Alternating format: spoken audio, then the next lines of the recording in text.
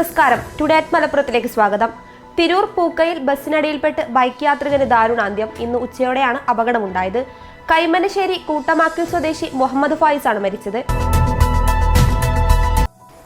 Tanur railway സ്റ്റേഷന് സമീപം railway ട്രാക്കിൽ യുവതിയെ ട്രെയിനിൽ നിന്നും വീണ നിലയിൽ കണ്ടെത്തി.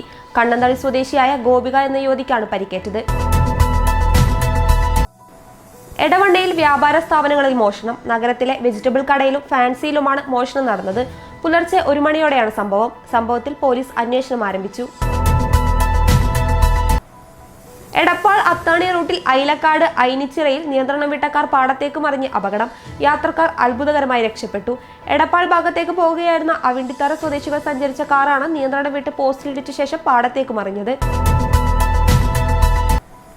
തിരൂരങ്ങാടി കക്കാട് വടക്കേക്കാട് ഭാഗത്ത് വീടിന്റെ പുറകിൽ നിന്ന് കുറുക്കന്റെ കടിയേറ്റ് ഒരാൾക്ക് പരിക്ക്. കക്കാട് സ്വദേശി കൂരിയാട് മുഹമ്മദ് അലിക്കാണ് പരിക്കേറ്റത്.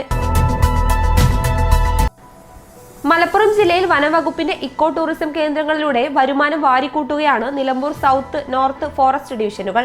2 ഡിവിഷനുകളിലായി 3 വർഷത്തിനിടെ 3,64,70,840 രൂപയാണ് നേടിയത്.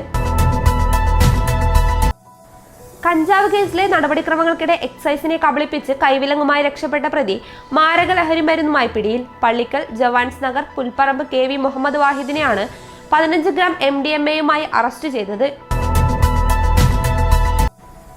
മദ്രസകളും മതപഠനശാലകളും സാമൂഹ്യ മുന്നേറ്റത്തിന് കേന്ദ്രങ്ങളായി പ്രവർത്തിക്കണമെന്ന് സാക്കൂൺ 24 മലപ്പുറം ജില്ലാ CIER പ്രധാനാധ്യാപക സമ്മേളനം ആഹ്വാനം ചെയ്തു. KNM ജില്ലാ president doctor UP Yahya Khan Madani പരിപാടി ഉദ്ഘാടനം ചെയ്തു.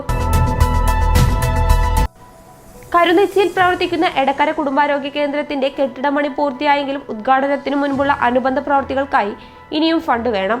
NRHM ഫണ്ട് ഉപയോഗിച്ച് 1,10 ലക്ഷം രൂപ ചെലവിലാണ് കെട്ടിടം പണിതത്.